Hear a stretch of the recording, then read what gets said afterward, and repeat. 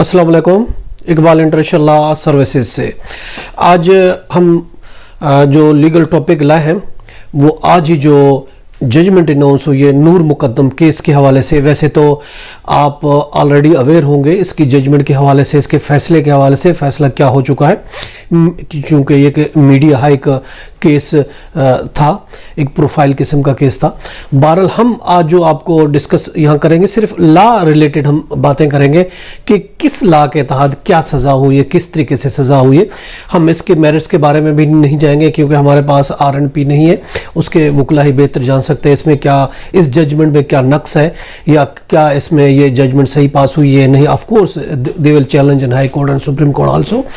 और इसके अलावा जो कंप्लेनेंट पार्टी ऑफ कोर्स उसको भी राइट बनता है कि वो भी जो इसमें बरी हुए उसको भी वो चैलेंज कर सकती है हाई कोर्ट में, फिर सुप्रीम कोर्ट में। बहरहाल हम इस देखेंगे लॉ पॉइंट को देखते हैं जो हमारे पास जो जजमेंट पहुंची है, हम सिर्फ उसमें लॉ पॉइंट के बारे में हम डिस्कस करेंगे। पहला जो देखें, यू आर ऑलरेडी अवेयर कि जहर जाफर को जो सज़ा हुई है वो जो है उसको कितनी सज़ा हुई है और किन सेक्शंस में उसको जो सज़ा हुई है, ये हमारा लीगल टॉपिक है। देखिए जो कि 28-29 साल का जहर जाकिर जाफिर जो ज़ात जिसकी मेमन है, जिसको एडिशनल डिस्ट्रिक्ट जज वेस्ट इस्लामाबाद ने आज जजमेंट के थ्रू जो सज़ा दी है, पहली तो उसको सज़ा दी है 302B के तहत उसको सज़ा दी है, यानी कि डेथ की पेनल्टी दी है, डेथ की पेनल्टी दी है ताज़ीर के तौर पर। एक तो ताज़ीर की उसको सज़ा दी गई है और कहा गया he be hanged by his neck till he is dead, और इसके साथ 5 लाख जुर्माना भी किया है एज ए कंपनसेशन, और जो कि अंडर सेक्शन 544A CRPC के तहत। और इसके अलावा अगर वो नहीं पे करता तो फिर उस सूरत में लैंड रेवेन्यू की तरह रिकवर भी किया जाएगा या फिर 6 महीने की सिंपल इम्प्रेजरमेंट उसके एवज उसको सहना पड़ेगी। और इसके अलावा दूसरी जो उसको सजा दी गई है वो अंडर सेक्शन 364 के तहत। 364 जो है किडनैपिंग है, किडनैपिंग में उसको 10 साल इम्प्रेजरमेंट दी गई है, रिगोरियस इम्प्रेजरमेंट दी गई है और इसके साथ 1 लाख जुर्माना।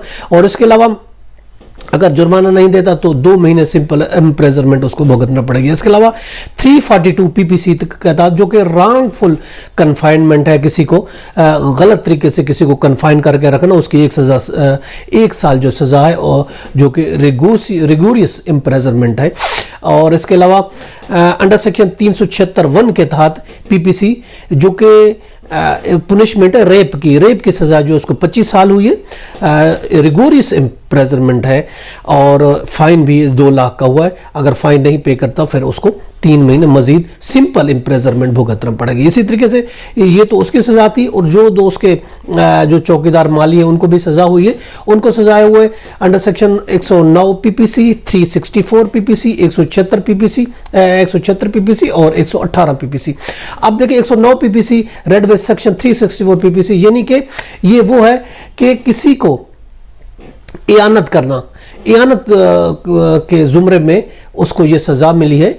364 को किसी को किडनैप करने में, डिटेन करने में, इयानत करे उसको सज़ा मिली है 10 साल की और 1 लाख रुपया जुर्माना, और 2 माह अगर जुर्माना नहीं देंगे सिंपल इम्प्रेजरमेंट होगी। इसी तरह 364 CRPC जो कि wrongfully keeping and concealing to abducted person, wrongfully किसी को रखने में अगर कोई रखता है एब्डक्टेड पर्सन को, उसमें को हेल्प करता है, 10 साल सज़ा मिली है उसमें, रिगोरियस इम्प्रेजरमेंट है और 2 महीने की उसके अलावा मजीद सज़ा भुगतनी पड़ेगी अगर उसने वो जुर्माना नहीं दिया। और तीसरी सज़ा मिली है उसको 176 PPC, उसमें सिर्फ 1 माह है। 176 ये है कि सरकारी आदमी को यानी पुलिस को उसने इन्फॉर्मेशन छुपाई है, उसको दी नहीं है, ये उसकी सज़ा मिली है। और 118 PPC है जुर्म का जो मंसूबा बना था उसको इसने छुपाया गया, तो ये उसकी सज़ा 118 PPC के साथ इसकी उसको मिली है 7 साल सज़ा, 1 लाख जुर्माना, और अगर जुर्माना नहीं देगा तो 2 माह सज़ा मिलेगी। और इसमें सबसे इंपॉर्टेंट बात इसमें है सब एक्यूज को